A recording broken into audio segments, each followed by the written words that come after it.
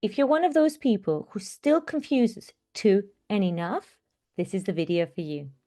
Hello, my name is Krystallo from Crystal Clear English, and I'm here today to explain exactly how to use too and enough.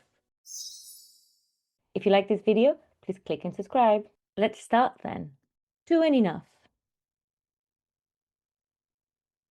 Too is used with an adjective or an adverb. For example, it's too salty, or they drive too quickly. So you can see here we use too with simply an adjective or an adverb.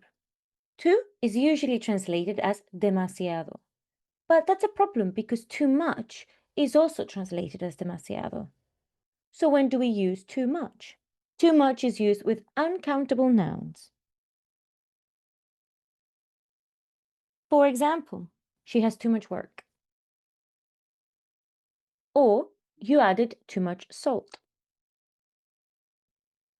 So in both of these situations, we use too much with an uncountable noun. We also use too much when we talk about actions. So, for example, the first one we said she has too much work, but we can also say she works too much. You see, in this situation, we don't even have a noun. It's simply too much. Problem here is that both too salty and too much salt are translated as demasiado.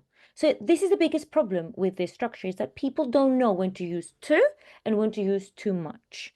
A trick that is not really a trick is to remember that when we're talking about things, we use too much when it's obviously in the singular. Demasiada sal, demasiado líquido, all of these things, even though we're talking about things, we don't really use the plural, and so it is too much.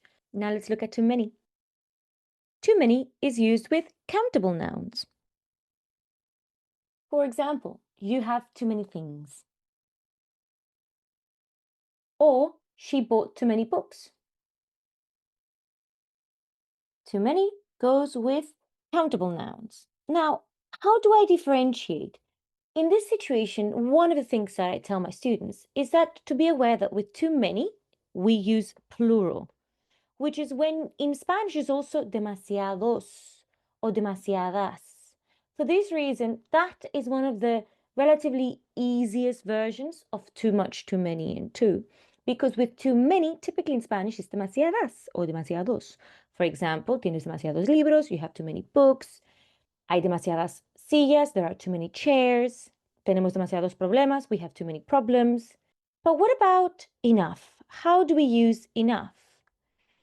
Enough is one of the trickier ones because even though with too much and too many we have different options, at least they all stay in the same location, which is before the adjective or the noun or the adverb. However, enough's location changes according to its use, and that's what makes it truly difficult for many people. Enough is tricky because in this situation we use the adjective or the adverb before enough. For example, the table is big enough. Or he drives quickly enough. In this situation, you will see that enough goes after the adjective. We have adjective or the adverb, and then enough goes afterwards. And that is really difficult. The tip I give my students, because in that moment it's very difficult to think, is this an adjective? Is this an adverb? Where do I put enough? When you say in Spanish, lo suficientemente, that's when enough goes after. For example, I'm not tall enough. No soy lo suficientemente alta. I'm not tall enough. The door is not wide enough. I don't feel well enough to be here. She speaks clearly enough.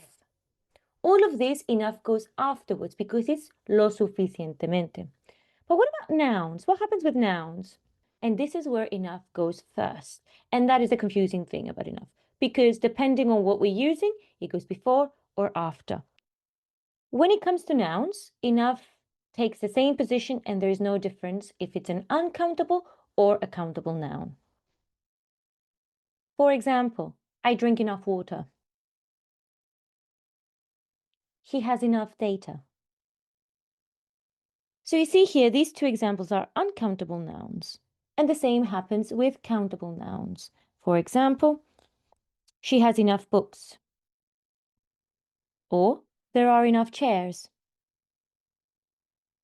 So you see here, we have enough first and the noun later. Uncountable or countable, it doesn't make a difference. What I usually say to my students about using enough is, if you say suficiente or suficientes, it goes first. For example, we have enough chairs.